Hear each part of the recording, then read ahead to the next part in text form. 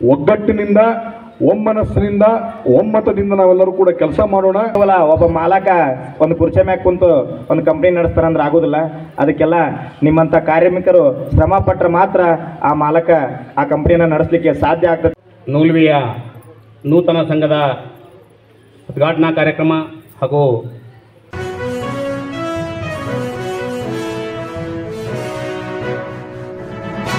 ನೂಲ್ವಿಯ ನೂತನ ಸಂಘದ ಉದ್ಘಾಟನಾ ಕಾರ್ಯಕ್ರಮ ಹಾಗೂ ವಿಶ್ವಕರ್ಮ ಜಯಂತಿ ಅಂಗವಾಗಿ ರಾಷ್ಟ್ರೀಯ ಕಾರ್ಮಿಕ ದಿನಾಚರಣೆ ಕಾರ್ಯಕ್ರಮದ ಅಧ್ಯಕ್ಷತೆಯನ್ನು ವಹಿಸಿರ್ತಕ್ಕಂಥ ನಿಮ್ಮೆಲ್ಲರ ನೆಚ್ಚಿನ ಜನಪ್ರಿಯ ಶಾಸಕರಾದಂಥ ಶ್ರೀ ಎಂ.ಆರ್. ಪಾಟೀಲ್ರವರೇ ಹಾಗೂ ಈ ಕಾರ್ಯಕ್ರಮಕ್ಕೆ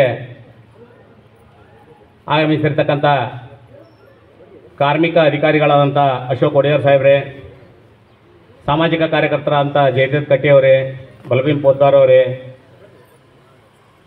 ಹಾಗೂ ಈ ಗ್ರಾಮ ಪಂಚಾಯತಿಯ ಅಧ್ಯಕ್ಷರಾದಂಥ ಶ್ರೀಮತಿ ಸಾವಿತ್ರಿ ಮಲ್ಲಿಕಾರ್ಜುನ್ ತೆಂಬದಮನಿಯವರೇ, ಉಪಾಧ್ಯಕ್ಷರಾದಂಥ ಅಶೋಕ್ ಬಿಳ್ಳಣ್ಣವರವರೇ, ಈ ಸಂಘದ ಅಧ್ಯಕ್ಷರಾದಂಥ ಅಪ್ಪಾರಾವ್ ಮೊಕಾಶಿ ಅವರೇ, ಸುರೇಶ್ ರಂಗಣ್ಣವರವರೇ ಹಾಗೂ ದೇವನಗೌಡರು ಸಿದ್ದನಗೌಡ ಅವರೇ, ಮಾಂತೇಶ್ ಶಾಗೋಟಿ ಅವರೇ, ಹಿರಣ್ಣ ಜಡಿಯವರೇ ಹಾಗೂ ವೇದಿಕೆ ಮೇಲಿರ್ತಕ್ಕಂಥ ಎಲ್ಲ ಗಣ್ಯಮಾನ್ಯರೇ, ಈ ಕಾರ್ಯಕ್ರಮಕ್ಕೆ ಆಗಮಿಸಿರ್ತಕ್ಕಂಥ ಎಲ್ಲ ನನ್ನ ಸಹೋದರ ಸಹೋದರಿಯರೇ,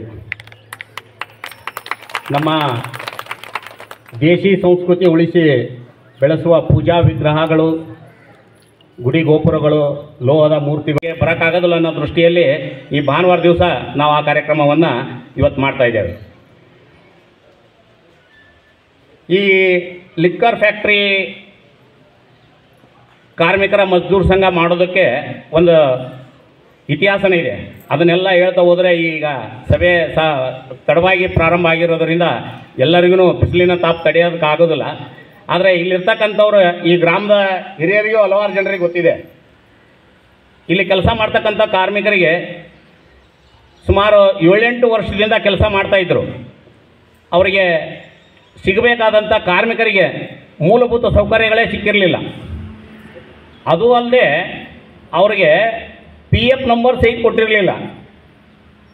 ಮತ್ತು ಇನ್ಶೂರೆನ್ಸ್ ನಾವೇನು ESI ಅಂತ ಹೇಳ್ತೀವಿ, ESI ಸೌಲಭ್ಯ ಇಡೀ ದೇಶಾದ್ಯಂತ ಎಲ್ಲ ಕಾರ್ಮಿಕರಿಗೂ ಕೊಡಬೇಕಂತ ಸರ್ಕಾರ ಅದರ ರೂಪರೇಷೆಗಳನ್ನು ತಯಾರು ಮಾಡಿದರೆ ಈ ESI ಲಿಮಿಟ್ನಿಂದ ಹೊರಗಿದೆ. ಅಂದರೆ ಹುಬ್ಳಿ ಧಾರವಾಡ ಮಹಾನಗರ ಪಾಲಿಕೆ ವ್ಯಾಪ್ತಿಯಿಂದ ಹೊರಗಿದೆ.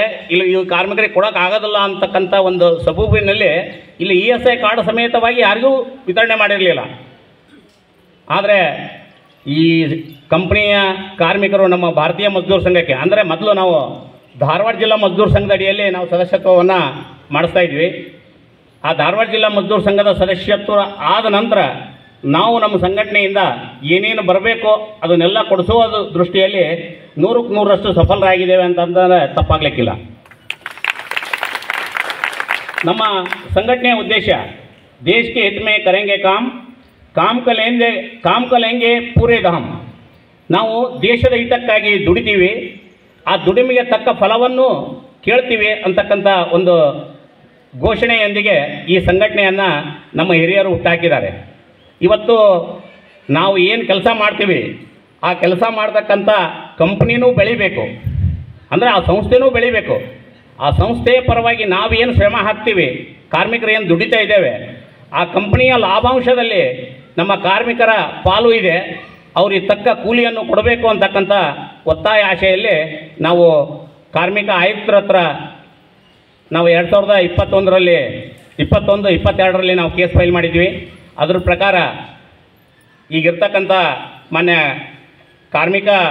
ಸಹಾಯಕ ಕಾರ್ಮಿಕ ಆಯುಕ್ತರಾದಂಥ ಶ್ರೀಮತಿ ಶ್ವೇತಾ ಮೇಡಮ್ ಅವರು ಅದನ್ನು ಕೇಸನ್ನು ತೆಗೆದುಕೊಂಡು ಹಲವಾರು ಸಮಸ್ಯೆಗಳನ್ನು ನಿವಾರಣೆ ಮಾಡಿದ್ದಾರೆ. ಆದರೆ ನಾವು ಕೊಟ್ಟಿರ್ತಕ್ಕಂಥ 8-10 ಬೇಡಿಕೆಗಳಲ್ಲಿ 2 ಬೇಡಿಕೆಗಳು ಇವತ್ತಿಗೂ ಹಾಗೆ ಉಳಿದಿದ್ದವು. ಆದರೆ ಅದು ಮೇಲೆ ಅವ್ರಿಗೆ ಕಂಪ್ನಿಯಿಂದ ಅದಕ್ಕೆ ಅಪ್ರೂವಲ್ ಸಿಕ್ಕಿಲ್ಲ, ನಮಗೆ ಮ್ಯಾನೇಜ್ಮೆಂಟಿಂದ ನಮಗೆ ಇನ್ನೂ ಅದರ ಸೌಲಭ್ಯ ಒದಗಿಸಿಕೊಟ್ಟಿಲ್ಲ. ಅದನ್ನು ನಾವು ಈ ವೇದಿಕೆ ಮುಖಾಂತರ ಒತ್ತಾಯ ಮಾಡೋದಿಷ್ಟೇ, ಆ ಸೌಲಭ್ಯವನ್ನು ನಮ್ಮ ಕಾರ್ಮಿಕರಿಗೆ ಕೊಡಲೇಬೇಕು. ಅದಕ್ಕೋಸ್ಕರ ನಾವು ಈ ಕಾರ್ಯಕ್ರಮದ ಮುಖಾಂತರ ನಮ್ಮ ಕೆಲವು ನಿರ್ಣಯಗಳನ್ನು ಪಾಸ್ ಮಾಡಿ ನಮ್ಮ ಶಾಸಕರು ಬಂದಿದ್ದಾರೆ, ನಮ್ಮ ಕ್ಷೇತ್ರದ ಶಾಸಕರು MR ಪಾಟೀಲ್ ಸಾಹೇಬರು. ಅವರಿಗೂ ನಾವು ಆ ಮನವಿ ಪತ್ರವನ್ನು ಕೊಟ್ಟು ಅವರ ಮುಖಾಂತರ ನಾವು ಕಾರ್ಮಿಕ ಇಲಾಖೆಗೆ ಒತ್ತಾಯ ಮಾಡ್ತಾ ಇದ್ದೇವೆ. ನಮ್ಮ ಇನ್ನುಳಿದ ಬೇಡಿಕೆಗಳು ಸಹಿತ ಈಡೇರಬೇಕು ಅಂತಕ್ಕಂಥ ಒತ್ತಾಯಾಶೆಯನ್ನು ಈ ಸಭೆ ಮುಖಾಂತರ ನಾನು ಮಾಡಲು ಬಯಸ್ತಾ ಇದ್ದೇನೆ. ಒಂದು ಮಜ್ದೂರ್ ಸಂಘವನ್ನು ಇವರು ಕಟ್ಟಿದ್ದಾರೆ. ಅದರ ಕಟ್ಟಿರ್ತಕ್ಕಂಥ ಹಿನ್ನೆಲೆಯನ್ನು ಪ್ರಾಸ್ತಾವಿಕವಾಗಿ ಯಾವ ರೀತಿಯಾಗಿ ಇದು ಸಂಘವು ಬೆಳೆದು ಬಂತು ಅನ್ನೋದು ರೀತಿಯನ್ನು ತಮ್ಮ ಮುಂದೆ ವ್ಯಕ್ತಪಡಿಸಿರ್ತಕ್ಕಂಥ ಹನುಮಂತಪ್ಪ ಇಟಗಿ ಸರ್ ಅವರಿಗೆ ಧನ್ಯವಾದಗಳು. ಅದೇ ರೀತಿಯಾಗಿ ಕಣ್ಣು ಇದ್ದ ಶಿರ, ಹಣ್ಣು ಇದ್ದ ಮರ, ಹೆಣ್ಣು ಇದ್ದ ಮನೆ ಸಂಪೂರ್ಣ. ಅದೇ ರೀತಿಯಾಗಿ ಒಂದು ಕಾರ್ಯಕ್ರಮ ಸಂಪೂರ್ಣವಾಗಿ ಜರುಗುವ ಪೂರ್ವದೊಳಗೆ ನಾವೇನು ಮಾಡಬೇಕಾಗ್ತೈತ್ರಿ ಅಂದ್ರೆ ದೀಪವನ್ನು ಬೆಳಗಿಸ್ಬೇಕು. ದೀಪ ಬೆಳಗುವ ಈ ಕಾರ್ಖಾನೆ ಮಾಲೀಕರಿಗೆ ಮತ್ತು ನಮಗೆ ಬರಬಾರ್ದು. ನಾವು ನಿಮ್ಮ ಜೊತೆ ಕೆಲಸ ಮಾಡ್ತೀವಿ. ನಾವು ನೆಮ್ಮದಿಯಿಂದ ಇದ್ದಾಗ ಆ ಫ್ಯಾಕ್ಟ್ರಿ ನೆಮ್ಮದಿಯಿಂದ ಇನ್ನೂ ಹೆಚ್ಚು ಬೆಳೀತದೆ. ಅದು ಹೆಚ್ಚು ಬೆಳೆದಂಗೆ ನಾವು ನೆಮ್ಮದಿಯಿಂದ ಇರ್ತೀವಿ. ಇದು ಬಹಳ ಮುಖ್ಯವಾದ ಸಂಗತಿ. ಒಂದು ಮನೆ ಒಳಗೆ ಒಳ್ಳೆಯ ವಾತಾವರಣ ಇರಬೇಕಂದ್ರೆ ಮನೆ ಒಳಗೆ ತಂದೆ ತಾಯಿಗಳು ಮಕ್ಕಳು ಎಲ್ಲರೂ ಕೂಡ ಸಾಮರಸ್ಯದಿಂದ ಇರಬೇಕು.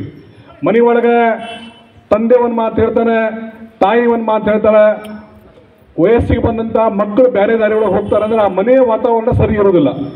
ಅದೇ ರೀತಿ ಈ ಕಾರ್ಖಾನೆಯ ವಾತಾವರಣ, ಕಾರ್ಖಾನೆಯ ಬೆಳೀತಾ ಹೋಗ್ಬೇಕಂದ್ರೆ ಅಲ್ಲಿರುವಂತಹ ಕಾರ್ಖಾನೆಯಲ್ಲಿ ಕೆಲಸ ಮಾಡುವಂತಹ ನಾವು ಕಾರ್ಮಿಕರು, ಕಾರ್ಖಾನೆಯಲ್ಲಿ ಇರುವಂತಹ ಮಿಡಲ್ ಮ್ಯಾನೇಜ್ಮೆಂಟ್, ಕಾರ್ಮಿಕರು ಮತ್ತು ಮಾಲೀಕರ ನಡುವೆ ಸೂಪರ್ವೈಸರ್ಸ್ ಅಂತ ಒಂದು ಟೀಮ್ ಇರ್ತೈತೆ. ಒಂದು 10-15 ಜನ ಇರ್ತಾರೆ. ಅವರು ಮತ್ತು ಮಾಲೀಕರು ಈ 3 ಮಂದಿ ನಡುವೆ ಸಾಮರಸ್ಯ ಇರಬೇಕು, ಹೊಂದಾಣಿಕೆ ಇರಬೇಕು. ಅವ್ರೇನು ಬಿಡ ಬೇಕಾದ್ ಮಾಡಿದ್ರು ಬರ್ತಾರ ಅನ್ನೋಂಥ ಮನಸ್ಥಿತಿ ಅವ್ರಿಗೂ ಇರಬಾರ್ದು. ಬಿಟ್ಟು ಹೆಂಗೆ ಮಾಡ್ತಾರೆ ನೋಡೋಣ ಅಂತ ನಮ್ಮ ಮನಸ್ಸಿನಾಗೂ ಇರಬಾರ್ದು. ಇವೆಲ್ಲರ ನಡುವೆ ಸಾಮರಸ್ಯ ಮತ್ತು ಹೊಂದಾಣಿಕೆಯಿಂದ ಇದ್ದಾಗ ಯಾವ ಸಂಸ್ಥೆಗೋಸ್ಕರ ನಾವು ಕೆಲಸ ಮಾಡ್ತೀವಿ ಆ ಸಂಸ್ಥೆ ಅಭಿವೃದ್ಧಿ ಆಗ್ತದೆ. ಆದರೆ ನಾವೆಲ್ಲ ಕೆಲಸ ಮಾಡೋ ಸಂಸ್ಥೆ ಲಿಕರ್ ಫ್ಯಾಕ್ಟ್ರಿ ಐತಿ. ಒಂದು ಸಮಾಜದ ಒಬ್ಬ ಒಳ್ಳೆ ವ್ಯಕ್ತಿಯಾಗಿ ನಾವೆಲ್ಲ ಯೋಚನೆ ಮಾಡೋಕ್ಕಾದ್ರೆ ಸಮಾಜದೊಳಗೆ ಸರಾಯಿ ಕುಡಿಯೋರ ಸಂಖ್ಯೆ ಕಡಿಮೆ ಆಗ್ಬೇಕು. ಈಗ ನಾವು ಫ್ಯಾಕ್ಟ್ರಿಯಾಗ ಕೆಲಸ ಮಾಡ್ತೀವಿ, ಸಂಜೆ ಮುಂದೆ ಹೋಗ್ಬೇಕಾದ್ರೆ ನಾವು ಒಂದೊಂದು ತೊಗೊಂಡು ಹೋಗ್ಬಿಟ್ರೆ ನಮ್ಮ ಪರಿಸ್ಥಿತಿ ಏನಾಗ್ತೈತಿ ಮನೆಯಾಗೆಲ್ಲ. ಅದಕ್ಕೆ ಈ ಫ್ಯಾಕ್ಟ್ರಿಯ ಸಂಘಟನೆ ಪ್ರಾರಂಭ ಆಗೈತಿ. ನಾವೆಲ್ಲರೂ ಕೂಡ ಒಟ್ಟಾಗಿ ಒಗ್ಗಟ್ಟಿನಿಂದ, ಒಮ್ಮನಸ್ಸಿನಿಂದ, ಒಮ್ಮತದಿಂದ ನಾವೆಲ್ಲರೂ ಕೂಡ ಕೆಲಸ ಮಾಡೋಣ. ನಮ್ಮ ಹಕ್ಕುಗಳಿಗೋಸ್ಕರ ನಾವು ಹೋರಾಟ ಮಾಡೋಣ. ಹೋರಾಟ ಮಾಡದಿರೋಂಥ ಪರಿಸ್ಥಿತಿ ಇನ್ನು ಬರಂಗಿಲ್ಲ. ಯಾಕಂದ್ರೆ ಎಲ್ಲರೂ ಕೂಡ ಹಿರಿಯರು ಅದರ ಬಗ್ಗೆ ಮಾತಾಡ್ಯಾರ. ಅಕಸ್ಮಾತ್ ಅವಶ್ಯಕತೆ ಬಿದ್ದರೆ ನಾವೆಲ್ಲ ಕೂಡ ಹೋರಾಟ ಮಾಡೋಣ ಅಂತ ಹೇಳ್ತಾ ಈ ಸಂದರ್ಭದಲ್ಲಿ ನಿಮ್ಮೊಂದಿಗೆ ಬಂದು ಮಾತಾಡಲಿಕ್ಕೆ ಅವಕಾಶ ಮಾಡಿಕೊಟ್ಟಂತಹ ಎಲ್ಲ ಸಂಘಟಕರಿಗೆ, ನನ್ನ ಮಾತನ್ನು ಕೇಳಿದಂಥ ಎಲ್ಲ ಕಾರ್ಮಿಕರಿಗೆ, ತಾಯಂದರಿಗೆ ವಂದಿಸಿ ನನ್ನ ಮಾತಿಗೆ ವಿರಾಮ ಕೊಡ್ತೀನಿ. ನಮಸ್ಕಾರಗಳು. ಅದರ್ಸ್ ಒಂದು ನಿರ್ವಹಣೆ ಅಂತಕ್ಕಂಥದ್ದು ಹೆಂಗಪ್ಪ ಅಂತಂದ್ರೆ ಕೇವಲ ಒಬ್ಬ ಮಾಲಕ ಒಂದು ಕುರ್ಚಿ ಮ್ಯಾಗ ಕುಂತು ಒಂದು ಕಂಪ್ನಿ ನಡೆಸ್ತಾರಂದ್ರೆ ಆಗೋದಿಲ್ಲ. ಅದಕ್ಕೆಲ್ಲ ನಿಮ್ಮಂಥ ಕಾರ್ಮಿಕರು ಶ್ರಮ ಪಟ್ಟರೆ ಮಾತ್ರ ಆ ಮಾಲಕ ಆ ಕಂಪ್ನಿನ ನಡೆಸಲಿಕ್ಕೆ ಸಾಧ್ಯ ಆಗ್ತದೆ ಅನ್ನೋ ರೀತಿ ಒಳಗೆ 3 ಮ್ಯಾನೇಜ್ಮೆಂಟ್ ಇರ್ತಾವೆ. Top level, middle level, lower level. Lower level ಒಳಗೆ ಬರ್ತಕ್ಕಂಥವ್ರು ಮತ್ತು ಮಿಡಲ್ ಲೆವೆಲ್ ಒಳಗೆ ಬರ್ತಕ್ಕಂಥವ್ರು ನೀವು ಸರಿಯಾಗಿ ಕೋಆರ್ಡಿನೇಷನ್ ಇದ್ರೆ ಮಾತ್ರ ಟಾಪ್ ಲೆವೆಲ್ನಾಗ ಇರ್ತಕ್ಕಂಥವ್ರು AC ರೂಮ್ನಾಗ ಕುಂದ್ರಾಕ ಸಾಧ್ಯ ಐತೆ ಅಂತಕ್ಕಂಥದ್ದನ್ನು ಅತ್ಯಂತ ಮಾರ್ಮಿಕವಾಗಿ ತಿಳಿಸಿಕೊಟ್ಟಿರ್ತಕ್ಕಂಥ ಜಯತೀರ್ಥ ಕಟ್ಟಿ ಸಾಹೇಬರಿಗೆ ಧನ್ಯವಾದಗಳನ್ನು ಅರ್ಪಿಸುತ್ತಾ ಈ ಒಂದು ಕಾರ್ಯಕ್ರಮಕ್ಕೆ ಆಗಮಿಸಿ ತಮ್ಮ ನುಡಿಗಳನ್ನು ವ್ಯಕ್ತಪಡಿಸಿ ನಮ್ಮೆಲ್ಲರಿಗೂ